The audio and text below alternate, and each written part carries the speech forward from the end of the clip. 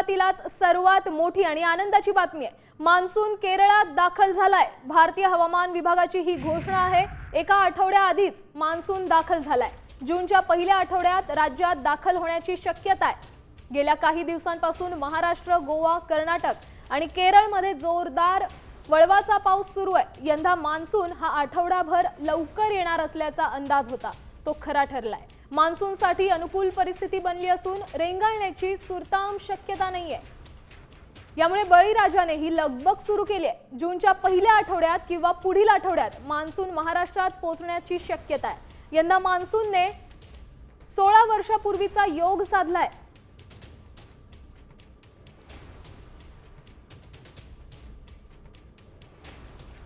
बातमी कोल्हापुरातून आहे। कोल्हापुरात गेल्या 5 दिवसांपासून मान्सून पूर्व पाऊस कोसळतोय। यामुळे इथल्या पंचगंगा नदीच्या पातळीत कमालीची वाढ झाल्याचं दिसून आलंय।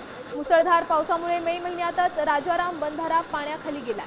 राजाराम बंधाऱ्यासह रुई बंधारा आणि इचलकरंजी बंधाराही पाण्याखाली गेल्यामुळे या बंधाऱ्यावरील वाहतूक बंद करण्यात आली। याचा आढावा घेतलाय आमचे प्रतिनिधी रणजित माजगावकर यांनी।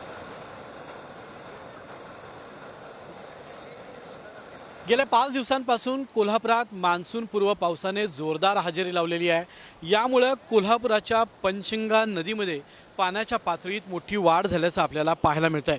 मी सध्या कोल्हापुरातल्या कसबा बावडा परिसरात असणाऱ्या राजाराम बंधारा या ठिकाणी आहे। पंचगंगा नदी पात्रात मोठ्या प्रमाणात पाण्यात वाढ झाल्याने राजाराम बंधारा ओव्हरफ्लो झालेला आहे, ओसंडून वाहताना आपल्याला दिसतोय आणि या मार्गावरील जी वाहतूक आहे ही वाहतूक प्रशासनानं बंद केलेली आहे। गेली 5 दिवस जो पाऊस पडतोय या पावसामुळे गेल्या 24 तासामध्ये साधारण कोल्हापूर जिल्ह्यात 40 मिलीमीटर पावसाची नोंद झालेली आहे। पंचगंगा नदीची पाणी पातळी सध्या 17 फुटांवर स्थिर असल्याचं आपल्याला पाहायला मिळतंय। तर तुळशी धरण पाणलोट क्षेत्रामध्ये साधारण 109 मिलीमीटर सर्वाधिक पावसाची नोंद झाल्याचं आपल्याला पाहायला मिळत आहे। कॅमेरामन सचिन सावंत सोबत मी रणजित माजगावकर, साम टीव्ही, कोल्हापूर। तर इकडे सिंधुदुर्ग जिल्ह्यातील पर्यटनाला मान्सून पूर्व पावसामुळे ब्रेक लागलाय। मे महिन्यात सिंधुदुर्गात पर्यटकांची गर्दी होत असते, मात्र मे मध्येच मान्सून पूर्व पावसाने हजेरी लावल्यामुळे इथल्या पर्यटनाला ब्रेक लागल्याचं पाहायला मिळतंय। पावसामुळे पर्यटक या ठिकाणी फिरकले नसल्याचं पर्यटन व्यवसाय आता त्यामुळे ठप्प झालाय। यात व्यावसायिकांचं मोठं नुकसान झालंय। तर सिंधुदुर्ग किल्ल्याकडे जाणारी ही जी होडी वाहतूक होती ती देखील आता बंद ठेवण्यात आली।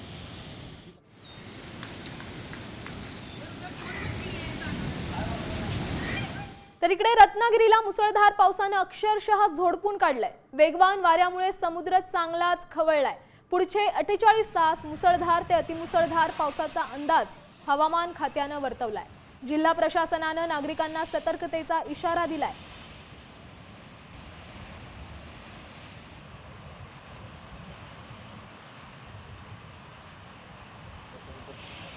चंद्रपूरच्या चिमूरमधील हायटेक बस स्थानक बांधकामातील भोंगळपणा आता संपण्याचं काही चिन्ह दिसत नाहीये। पहिल्याच पावसाने या स्थानकाचं सीलिंग कोसळलंय। मागील आठवड्यात याच बस स्थानकातील स्वच्छतागृहातील नळाच्या तोट्या दारं तुटलेल्या स्थितीत आढळली होती। त्यामुळे हायटेक म्हणून संबोधल्या गेलेल्या बस स्थानकाचा दर्जा काय असेल याचा प्रत्यय येतोय।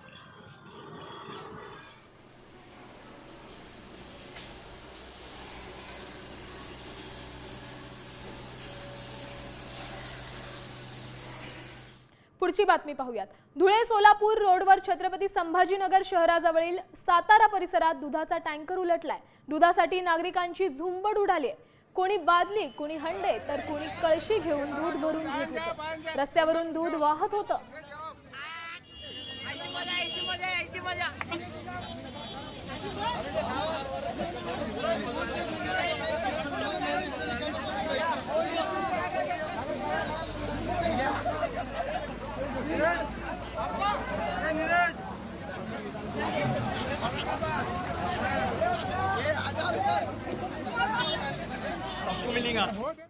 पुढची बातमी वैष्णवी हगवणे प्रकरणासंदर्भातली। वैष्णवी हगवणे मृत्यू प्रकरणाला आता नवं वळण मिळालंय। सामाजिक कार्यकर्त्या अंजली दमानिया यांनी कारागृह महानिरीक्षक डॉक्टर जालिंदर सुपेकर यांच्यावर गंभीर आरोप केलेत। सुपेकर यांनी या प्रकरणातील आरोपींना संरक्षण दिल्याचा आणि पीडित कुटुंबाला धमकवल्याचा दावा दमानिया यांनी केलाय। सुपेकर यांच्या कथित संरक्षणामुळे आरोपींना मोकाटपणे फिरण्याची संधी मिळाल्याचा आरोपही त्यांनी केलाय। सुपेकर यांनी केवळ वैष्णवी प्रकरणातच नव्हे तर PSI अशोक सादरे यांचा छळ केल्याचंही त्यामुळे आत्महत्या केली असा आरोप त्यांनी केलाय। त्यांनी PSI अशोक सादरे यांची सुसाईड नोटही एक्सवर टाकली। IG जलिंदर सुपेकर जे होते, या सुपेकरांनी त्यांना कळत नकळत मदत केली की नाही याची सुद्धा चौकशी झाली पाहिजे। मयुरीने सरळ सरळ सांगितलं की माझा छळ सुद्धा असाच करण्यात आला। नोव्हेंबरमध्ये मी जेव्हा तक्रार केली तेव्हा सुद्धा हे कुटुंब फरार होतं आणि फरार असताना, मी परत म्हणतेय, फरार असताना करिश्मा पुन्हा पोलीस स्टेशनमध्ये जाऊन FIR करते मयुरीच्या आईवर आणि भावावर आणि पुन्हा फरार होते। याचा अर्थ स्पष्ट आहे की यांना पोलिसांचं पाठबळ होतं, राजकीय पाठबळ होतं आणि म्हणूनच हे सगळं घडलं। राष्ट्रवादी काँग्रेस शरद पवार पक्षाच्या महिला अध्यक्षा रोहिणी खडसेंनी मुख्यमंत्र्यांना पत्र लिहिलंय। महिला आयोगाच्या अध्यक्षस्थानी स्वतंत्र व्यक्ती निवडण्याची त्यांनी मागणी केली आहे। रुपाली चाकणकर या पक्षाच्या महिला अध्यक्षा देखील असल्याने त्या दुहेरी भूमिकेत आहेत, त्यामुळे त्यांना महिला अत्याचारांच्या प्रकरणांना वेळ देता येत नसावा। पक्षाच्या कामामुळे आयोगावर अन्याय न होऊ देता स्वतंत्र व्यक्ती नेमावी अशी पत्रातून त्यांनी मागणी केली।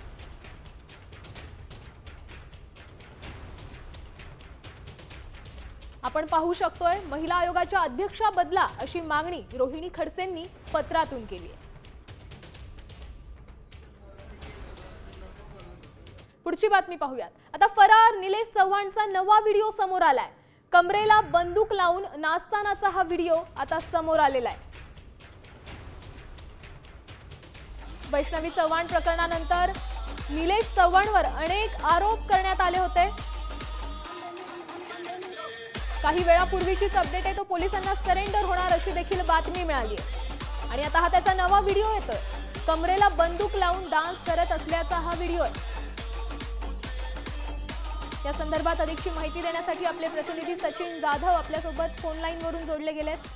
सचिन जी, अधिकची काय माहिती द्याल? हा व्हिडिओ कुठला आहे? वैष्णवी हगवणे आत्महत्या प्रकरणात खरं तर कुटुंबाव्यतिरिक्त जो आरोपी आहे निलेश चव्हाण याचा हा व्हिडिओ आहे। काही महिन्यापूर्वी खरं तर मुळशीमध्ये एका कार्यक्रमात होता आणि त्या कार्यक्रमात नाचताना खरं तर निलेश चव्हाण यांनी आपल्या कमरेला ही बंदूक जी आहे ती लावून डान्स केलेला या ठिकाणी आपल्याला पाहायला मिळतोय।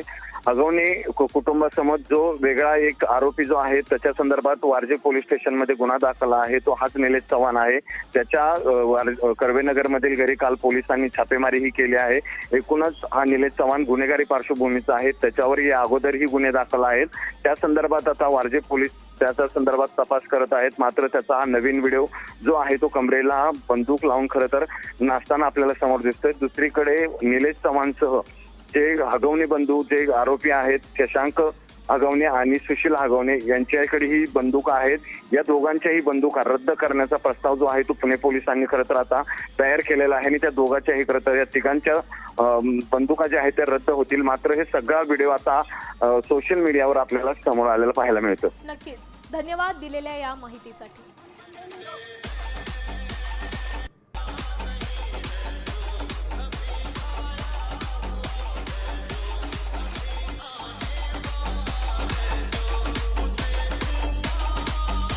आता पुण्यातून एक मोठी बातमी समोर येते। वैष्णवी आत्महत्या प्रकरणातील आरोपी निलेश चव्हाण पोलिसांसमोर सरेंडर करणार असल्याची माहिती मिळते। निलेश चव्हाणने पुणे पोलीस आयुक्तांना फोन केल्याची माहिती सूत्रांनी दिली आहे।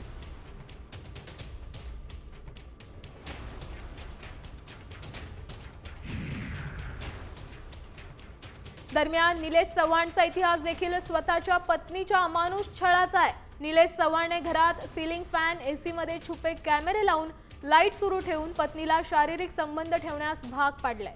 या प्रकरणात पुण्यातील वारजे पोलीस ठाण्यात त्याच्यावर गुन्हा दाखल आहे।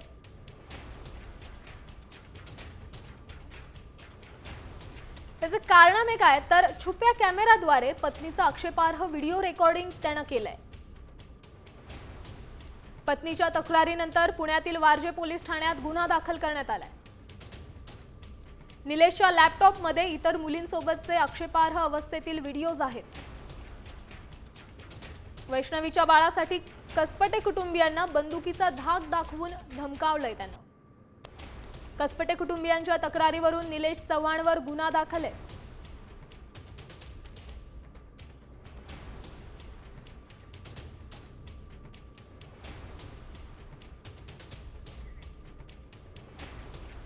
निलेशवर अनेक आरोप आहेत। यावरून समजतंय हा निलेश चव्हाण किती विकृत असू शकतो। त्याने आपल्या पत्नीचा देखील छळ केल्याची बातमी पुण्यातून आहे। पुण्यातील रुबी हॉल क्लिनिक मधील किडनी रॅकेटमध्ये एक खळबळजनक बाब उघडकीस आली आहे। या रॅकेटमध्ये ससून रुग्णालयातील तत्कालीन वैद्यकीय अधीक्षक डॉक्टर अजय तावरेचा सहभाग असल्याचं आता समोर आलंय। त्यामुळे या गुन्ह्यामध्ये त्याला 6 आरोपी करण्यात येणार असल्याची माहिती वरिष्ठ पोलीस अधिकाऱ्यांनी दिली आहे। 2022 मध्ये हा प्रकार घडला होता। या प्रकरणी तब्बल 15 जणांवर कोरेगाव पार्क पोलीस ठाण्यात गुन्हा दाखल करण्यात आलाय।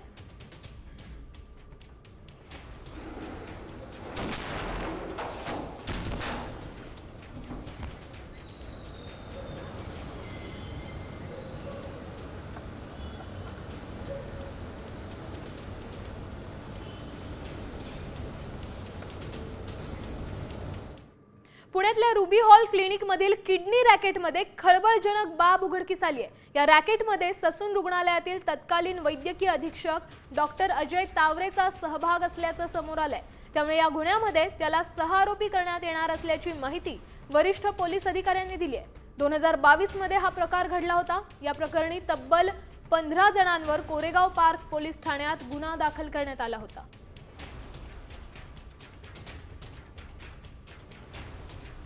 हे प्रकरण काय पाहूयात ग्राफिक्सच्या माध्यमातून। किडनी प्रत्यारोपणावेळी पैशाच्या देवाणघेवाणीवरून पोलिसात तक्रार आहे। तपासावेळी किडनी रॅकेट प्रकरण उजेडात आलं। कल्याणी नगर अपघात प्रकरणाचा तपास करताना जुन्या गुन्ह्यांचा निपटारा करण्याचा प्रयत्न झाला। किडनी रॅकेट प्रकरणातील कागदपत्रांची ही पाहणी। डॉक्टर तावरेने प्रकरणातून सुटण्यासाठी प्रयत्न केल्याचं आढळलं। डॉक्टर तावरेचा किडनी प्रत्यारोपण प्रकरणात सहभाग असल्याचं उघडकीस आलं। प्रत्यारोपण विषयक काम करणाऱ्या समितीचा तावरे हा अध्यक्ष आहे। बातमी राजकीय वर्तुळातून आहे। मनसे सोबत युती करण्यासाठी ठाकरेंच्या शिवसेनेनं आणखी एक पाऊल पुढे टाकलंय। मनसे सोबत युती करण्यासाठी उद्धव ठाकरे दिल से तयार, कारण फक्त युतीच नाही तर नातंही जोडायचंय, अशी संजय राऊतांनी असं म्हटलंय। तर पडदा कधी उघडायचा ते दोघं भाऊ ठरवतील, असं सूचक विधान देखील राऊतांनी केलंय।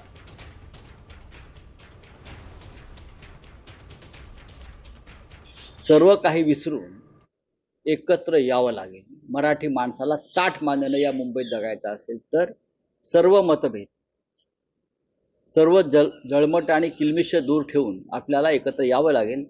शिवसेना प्रमुख बाळासाहेब ठाकरे यांचे सुपुत्र, ज्यांनी मराठी माणसासाठी शिवसेना स्थापन केली, ते माननीय उद्धव ठाकरे यांची ही एकदम मनसे आणि दिलसे भूमिका आहे। मराठी माणसाचं अहित होता कामा नये। येईल ना, पडद्याच्या दोऱ्या तुमच्या हातात नाही आहेत ना, नाड्या असतात त्या आमच्याच हातात आहेत। त्या पडदा कधी उघडायचा हे 2 ठाकरे ठरवतील, भाऊ ठरवतील। येईल ना, पडद्याच्या दोऱ्या तुमच्या हातात नाही आहेत ना, नाड्या असतात त्या आमच्याच हातात आहेत। त्या पडदा कधी उघडायचा हे 2 ठाकरे ठरवतील, भाऊ ठरवतील। पुढची बातमी पाहूयात। धनंजय मुंडेंचं खाते, दालन नंतर बंगला ही छगन भुजबळांना मिळणार आहे। मंत्री छगन भुजबळ यांना मलबार हिल येथील सातपुडा बंगल्याचं वाटप करण्यात आलंय। माजी मंत्री धनंजय मुंडेंनाही हा सातपुडा बंगला देण्यात आला होता। आता मंत्री छगन भुजबळ यांनी अन्न आणि नागरी पुरवठा खात्याचा चार्ज घेतल्यावर सातपुडा बंगला वास्तव्यासाठी त्यांना देण्यात आलाय।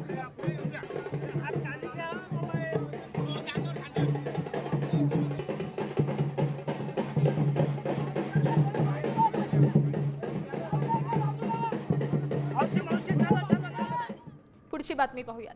ऑपरेशन सिंदूरचा उद्देश आणि पाकिस्तानचा खरा चेहरा जगाला सांगण्यासाठी सुप्रिया सुळेंच्या नेतृत्वातील शिष्टमंडळ आज परदेशात रवाना होणार आहे। ही एक मोठी राजनैतिक मोहीम आहे। सुळेंच्या शिष्टमंडळात राजीव प्रताप रुडी, मनीष तिवारी, अनुराग ठाकूर, लवश्री कृष्णा, आनंद शर्मा, व्ही मुरलीधरन, विक्रमजीत सिंग आणि सईद अकबरुद्दीन या खासदारांचा समावेश आहे. तर हे शिष्टमंडळ कतार, साऊथ आफ्रिका, इथिओपिया आणि इजिप्त या 4 देशांचा दौरा करणार आहे.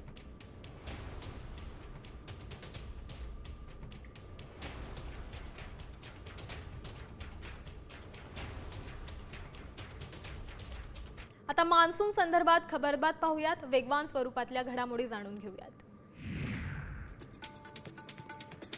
सिंधुदुर्ग जिल्ह्यात गेल्या 24 तासात सरासरी 99.5 मिलीमीटर पावसाची नोंद झाली आहे. गेल्या 24 तासात सावंतवाडीत 102 मिलीमीटर तर कणकवलीत 112 मिलीमीटर पाऊस पडलाय. आजही पावसाची संततधार सुरूच असून जनजीवन विस्कळीत झालंय.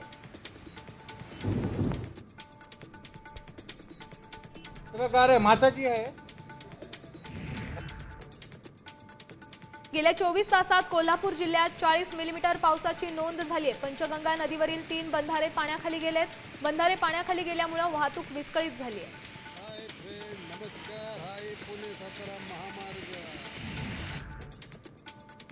सोलापूरच्या मोहोळमध्ये अनेक शेतांमध्ये पावसाचं पाणी शिरलंय, त्यामुळे पिकांचं मोठ्या प्रमाणात नुकसान झालंय.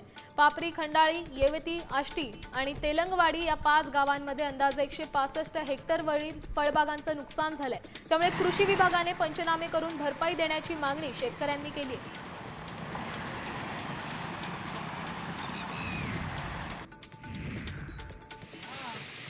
बीड जिल्ह्यात पावसाचा जोर कायम आहे, त्यामुळे शेतीची अंतर्मशागतीची कामं रखडली आहेत. शेतकऱ्यांचे भाजीपाला, फळबाग सह कांदा पिकाचं मोठ्या प्रमाणात नुकसान झालंय.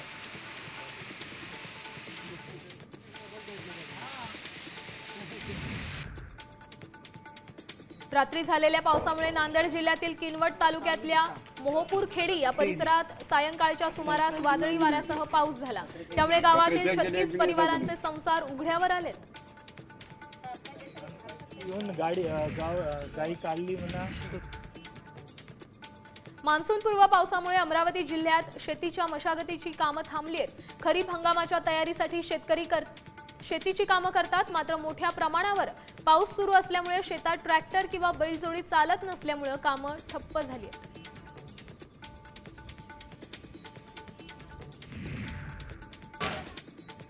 पुण्याच्या स्वारगेट बस स्थानकाला तळ्याचं स्वरूप प्राप्त झाल्याचं पाहायला मिळालंय. आज सकाळी झालेल्या काही वेळाच्या पावसाने स्वारगेट बस स्थानकात पाणी साचलं.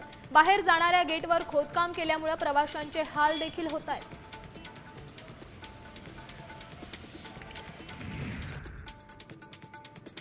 साताऱ्याकडून कास पठाराकडे जाणाऱ्या रस्त्यावर दरड कोसळली आहे. रात्री उशिरा ही दरड कोसळल्यामुळे अद्याप या ठिकाणी प्रशासन पोहोचू शकलेलं नाहीये. सध्या या ठिकाणी एकेरी वाहतूक सुरू असून वाहनधारकांना जीव मुठीत घेऊन प्रवास करावा लागतो.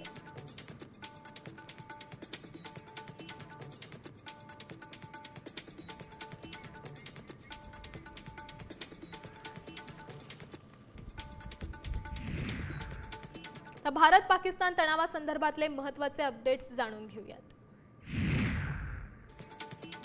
पाकिस्तान हा नागरिक आणि दहशतवाद्यांमध्ये फरक न करणारा देश आहे. नागरिकांच्या सुरक्षेवरील चर्चेत पाकिस्तानचा सहभाग हा आंतरराष्ट्रीय समुदायाचा अपमान असल्याचं भारतानं म्हटलंय. संयुक्त राष्ट्र सुरक्षा परिषदेच्या व्यासपीठावर भारतानं पाकिस्तानला आरसा दाखवून त्यांचा खोटेपणा उघड केलाय.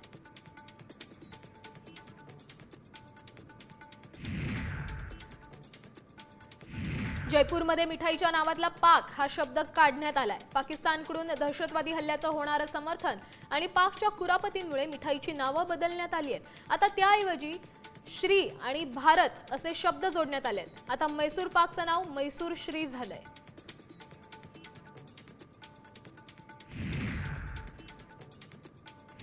भारत आणि पाकमधील युद्धबंदीचे श्रेय घेण्यावरून काँग्रेस खासदार शशी थरूर यांनी डोनाल्ड ट्रम्प यांच्यावर जोरदार हल्लाबोल केलाय. भारत पाकिस्तान युद्धबंदीमध्ये कोणतीही औपचारिक मध्यस्थी प्रक्रिया झालेली नाही असं थरूर यांनी म्हटलंय. भारताने कधीही कोणत्याही तिसऱ्या देशाकडे मध्यस्थीची मागणी केली नाही असं थरूर म्हणाले.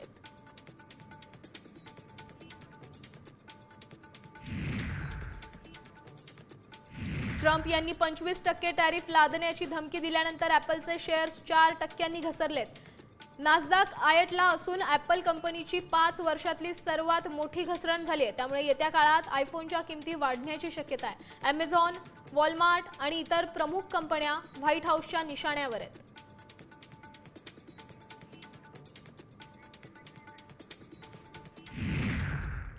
तर राजकीय वर्तुळातून एक बातमी आहे. ठाकरे सेनेच्या नेत्या सुषमा अंधारेंनी महायुतीला डिवचण्याचा प्रयत्न केलाय. खरं सांगा दादा भाऊ कुणी कोणाचं केला गेम असं ट्विट अंधारेंनी केलंय. जिथे भल्या भल्यांचं चुकतात नेम तिथे कधीही होईल तुमचा गेम असं म्हणत त्यांनी भुजबळांना टोला लगावलाय.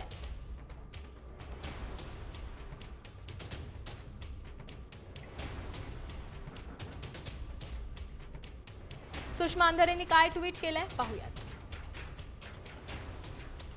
जिथे भल्या भल्यांचे चुकतात नेम तिथे कधीही होईल तुमचा गेम. भुजबळ काय मुंडे काय सातपुड्यासाठी सगळेच सेम.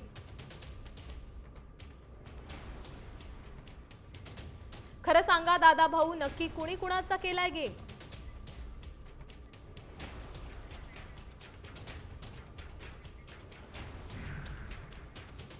मोठी बातमी आहे. वन विभागातील बदल्यांच्या मुद्द्यावरून मंत्री गणेश नाईक यांनी मोठं विधान केलंय. बदलीसाठी दलालामार्फत नाही थेट माझ्याकडे यायचं असं गणेश नाईकांनी म्हटलंय. वन खात्यात बदली करण्यासाठी पैसे लागत नाहीत, बाकीच्या ठिकाणांचं माहीत नाही असंही ते म्हणालेत.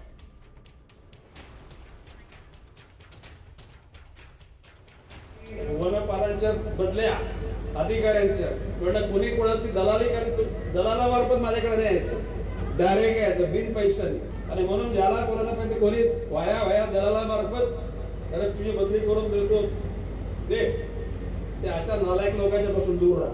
मी सगळ्या अधिकाऱ्यांना सांगतो आणि सगळ्या महाराष्ट्रात तुमचे दोस्त लोक त्याला पण कळवा की या वन खात्यात बदली करण्यासाठी पैसे लागत नाहीत. दुसरीकडे लागतात का मला माहित नाही.